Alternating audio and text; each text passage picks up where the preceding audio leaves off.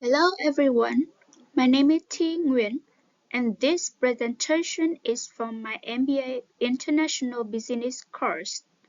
Today, I will be giving a short overview of the research report called Mediating Effect in Reverse Knowledge Transfer Process, applied to the case of knowledge-intensive service in the UK.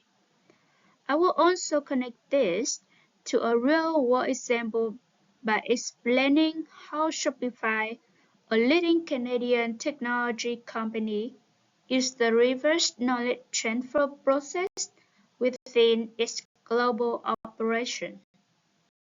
That's what we will cover today. First, a quick overview of the research, what it is about, how it was done, and the context. Next, we will look at how Shopify applies the reverse knowledge transfer process in its global operation. And finally, we will discuss managerial implications and wrap up with a conclusion. Let's start with the research overview.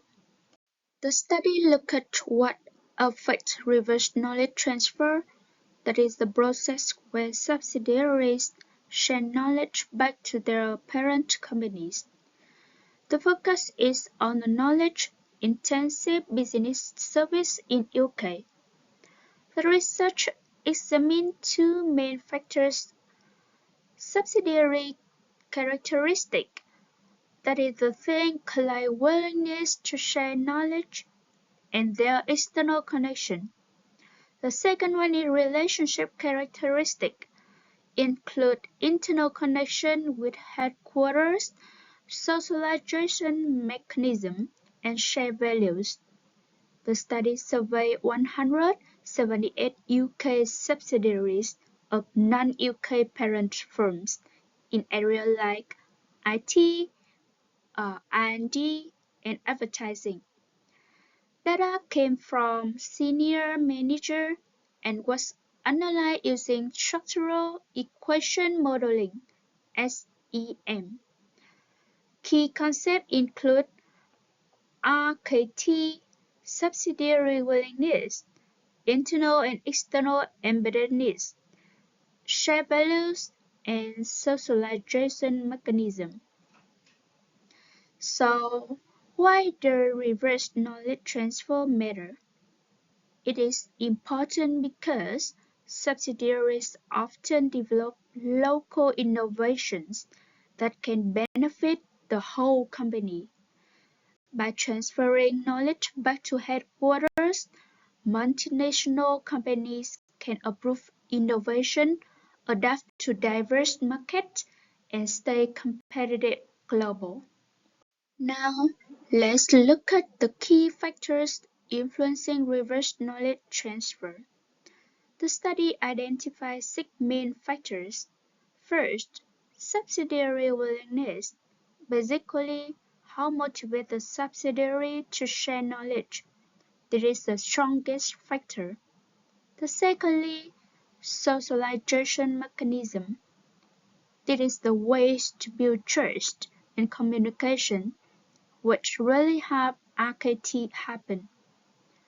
Third, shared values. These don't direct cause knowledge transfer, but they increase the willingness. Fourth, internal embeddedness. The subsidiary connection within the parent company will have smaller effect. Fifth, external embeddedness. Connection outside the company. This one is really tricky. It boosts the willingness, but they can make actual transfer harder because knowledge is very context specific. Finally, the moderation, like subsidiary edge and how it enters the market, can shape this effect. In short, these findings provide useful insight for multinational companies that want to make the knowledge flows between the subsidiaries and the headquarters more effective. So, Shopify is a Canadian multinational tech company based in Ottawa, specializing in e-commerce solutions. It operates globally with subsidiaries across Europe, Asia-Pacific, and North America. The Shopify platform helps the merchants worldwide with payments, compliance, logistics, and marketing. Its subsidiaries often develop the local innovation, like region-specific payment integration or compliance features. These innovations are then shipped back and adapted for the global use. This makes Shopify is a great example of reverse knowledge transfer in action, because it continuously integrates their knowledge from different markets to improve its global offerings. One of the key findings from the research is subsidiary willingness is the most important factor driving reverse knowledge transfer. Shopify encouraged this willingness through recognition programs and by integrating subsidiary innovation into its global product roadmap. For example, the Asia-Pacific team developed an advanced mobile payment solution for local markets, which were later adopted globally.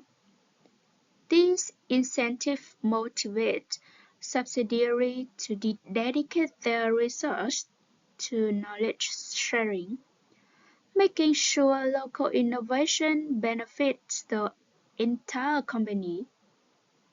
This matches the research, which shows that willingness also mediates the effect of other actors, like shared values and internal connection headquarters. Adjacent mechanisms like global hackathons, cross-border rotation, and joint product development sessions play a really important role in how Shopify encourages knowledge transfer. These activities aren't just events. They create opportunities for people from different countries and teams to actually work together, build relationships, and understand each other's context. It helps build trust, reduce cultural barriers, and develop a shared language for collaboration. A good example is how Shopify EU compliance team partner closely with the headquarters team to build GDPR compliant features for global platforms. Through constant communication, shared workshops, collaborative problem solving, both sides were able to transfer their local knowledge effectively and integrate it in a global solution. Overall, the socialization mechanism make it much easier for toxic knowledge that come from experience, not document, to follow cross-border. They reinforce shared values, strengthen internal embeddedness, and directly improve reverse knowledge transfer within the organization. Shopify placed a strong emphasis on promoting a unified mission, making commerce better for everyone. This share the purpose isn't just a slogan, it acts as a cultural glue that connects the team across different countries and business units. When everyone feels aligned around the same big goal, it becomes easier for subsidiaries to see how their local innovation can contribute to the company as a whole. For example, a subsidiary that develop an eco-friendly shipping solution is more likely to share it with headquarters because they recognize that it supports the broader mission of helping merchants and improve global commerce.